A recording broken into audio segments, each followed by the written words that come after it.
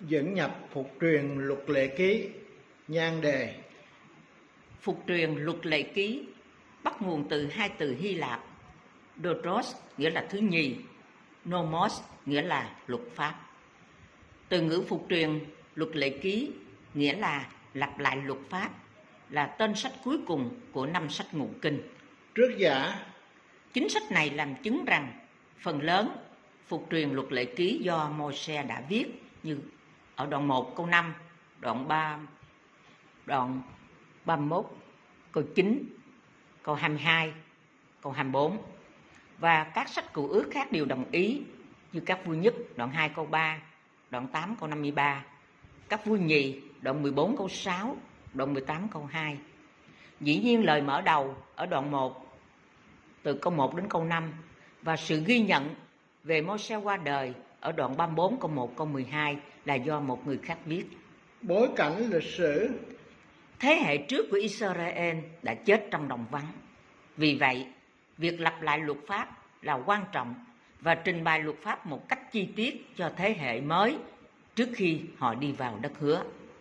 Môi-se đọc diễn văn từ biệt để chuẩn bị cho dân chúng vào xứ Canaan. Những bài này thật sự làm mới lại giao ước. Trong các bài này, Môi-se nhấn mạnh rằng luật pháp là cần thiết đặc biệt cho một thời kỳ như thế, và người trình bày luật pháp một cách thích hợp với tình huống. Sách phục truyền luật lệ ký đi từ tấm lòng của Môi-se đến tới với tấm lòng của dân chúng trong hình thức bài giảng, bày tỏ một cách riêng tư và nồng ấm. Các niên đại: Môi-se qua đời, dân Israel đi vào xứ Canaan khoảng năm 1406 đến năm 1240 trước Chúa. Các quan sát bắt đầu cai trị khoảng năm 1375 đến năm 1220 trước Chúa. Vương quốc thống nhất dưới thời Sao-lơ khoảng năm 1050 đến năm 1045 trước Chúa.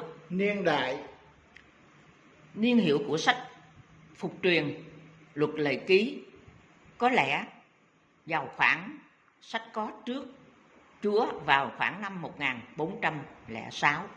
Nội dung: Một loạt những bài giảng trong sách phục truyền luật lệ ký và những lời khuyến cáo được Môi-se đưa ra tại đồng bằng Mô-áp trước khi băng qua sông Giô-đanh trong phục truyền đoạn 1 câu 1. Chủ đề chính: Nhắc lại luật pháp đã được ban bố tại núi Sinai với lời kêu gọi vâng phục, xen kẽ việc hồi tưởng những kinh nghiệm của thế hệ đi trước. Tư tưởng chủ đạo Của sách phục truyền luật lệ ký là Chúa đòi hỏi dân sự của Chúa về sự vâng phục Ngài trong đoạn 10 từ câu 12 câu 13. Từ chính khóa: Từ chìa khóa của sách phục truyền luật lệ ký đó là ghi nhớ. Từ này được lặp đi lặp lại trong suốt cả sách phục truyền luật lệ ký.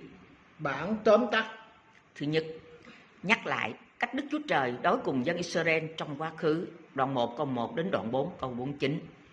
Thứ hai, nhắc lại 10 điều răn và nhắc đến sự kiện dân Israel trở thành tuyển nhân, biệt riêng, vâng phục với mọi mệnh lệnh, điều răn của Chúa ban cho, đoạn 5 câu 1 cho đến đoạn 11 câu 32.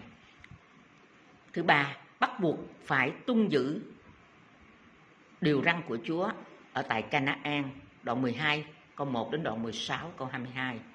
Thứ tư, sự chúc lành đối với người vâng giữ luật pháp và sự rủa xả đối với kẻ bất tuân, đặt trước mặt dân sự con đường sự sống và sự chết ở đoạn 27 câu 1 đến đoạn 30 câu 20. Thứ năm, những lời cuối cùng của Môi-se, bài ca của Môi-se, sự chúc phước của Môi-se ở đoạn 31 từ câu 1 cho đến đoạn 33 câu 29. Thứ sáu, tường thuật bổ sung về khải tượng cuối cùng và Môi-se qua đời ở đoạn thứ 34 câu 1 câu 12. Ghi nhớ: Thứ nhất, sự ban cho luật pháp, đoạn 4 câu 9 câu 10. Thứ hai, bản giao ước, đoạn 4 câu 23. Thứ ba, cảnh nô lệ trong quá khứ, đoạn 5 câu 15. Thứ tư, sự giải cứu vĩ đại, đoạn 7 câu 18.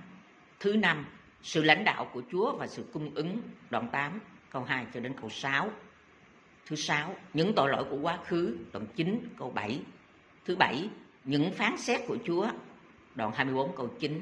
Thứ 8 là những ngày đã qua, đoạn 32, câu 7. Những đoạn quan trọng. Thứ nhất, mệnh lệnh vĩ đại và tầm quan trọng của việc ghi nhớ lời Đức Chúa Trời ở đoạn 6, câu 4, câu 12. Thứ hai, sự dư dật do Chúa cung ứng và sự nguy hiểm khi quên mệnh lệnh Chúa và thờ hình tượng, đoạn 8, câu 1, câu 20. Thứ ba, chúc lành đối với sự vâng phục và sự rủa xả dành cho tội lỗi, trong đoạn 28 từ câu 1 đến câu 68. Sự dạy dỗ thần học.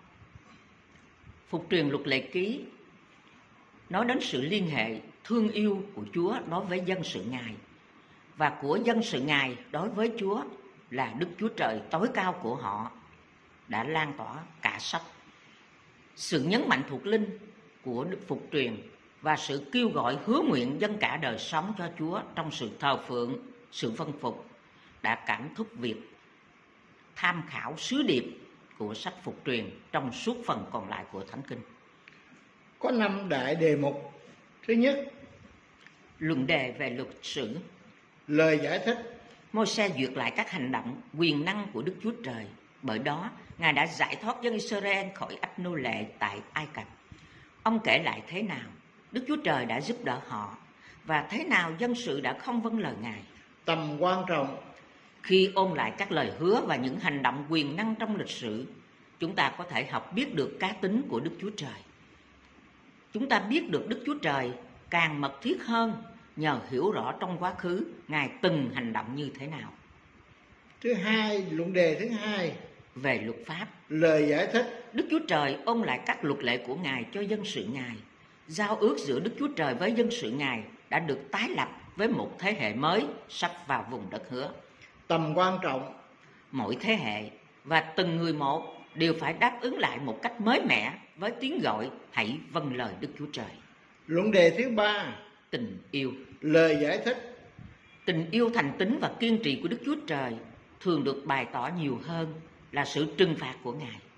Đức Chúa Trời bày tỏ tình yêu của Ngài bằng cách bày tỏ lòng thành tín với dân sự Ngài và thực hiện các lời Ngài đã hứa. Để đáp lại, Đức Chúa Trời muốn chúng ta phải yêu Ngài bằng tấm lòng, chứ không phải chỉ giữ luật pháp Ngài cho đúng luật mà thôi. Tầm quan trọng. Tình yêu Đức Chúa Trời chính là nền tảng của lòng tin cậy Ngài trong chúng ta. Sở dĩ chúng ta tin cậy Ngài là vì chúng ta yêu mến Ngài. Vì Đức Chúa Trời yêu chúng ta phải sống thánh khiết và kính trọng Ngài.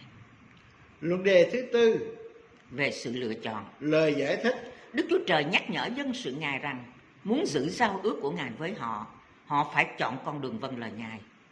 Người nào biết vâng lời sẽ đem đến nhiều lợi ích cho đời sống mình. Nổi loạn chống lại Ngài sẽ chỉ đem đến sự trừng phạt nghiêm trọng mà thôi. Tầm quan trọng. Chính sự lựa chọn của chúng ta làm thay đổi cuộc đời của chúng ta. Chúng ta vâng lời Đức Chúa Trời sẽ có lợi cho chúng ta và cải thiện được các mối quan hệ giữa chúng ta với tha nhân.